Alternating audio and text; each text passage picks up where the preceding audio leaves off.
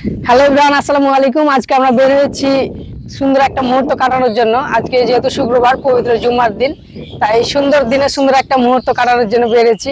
আমরা দেখতে পাচ্ছেন যে একটা বিলের মাঝখানে আমরা দাঁড়িয়ে আছি, সাথে দুই ফ্রেন্ড সার্কেল আছে।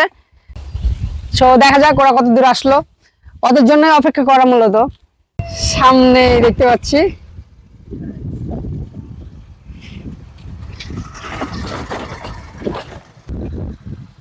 সো আমরা টোটালি 4 জন হয়েছি। এখন আরো 2 জন বাকি আছে, আমার দুই ফ্রেন্ড। ওরা অ্যাকচুয়ালি আসছে সোনা মসজিদ স্থল বন্দর থেকে। দেখি ওদের কতটুকু সময় লাগে, ওদের জন্য মূলত অপেক্ষা করা। এখন মিনিমাম 30 মিনিট অপেক্ষা করার পর আমার ফ্রেন্ড আসছে সামনে, দেখতে পাচ্ছি ওইতে চলে আসলো। সম্ভবত একা আছে, দেখতে পাচ্ছি যতটুক।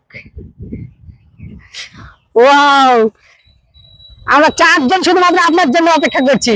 আসসালামু আলাইকুম, কেমন আছেন? আলহামদুলিল্লাহ। একা আসলেন যে, সাথে কেউ ছিল না?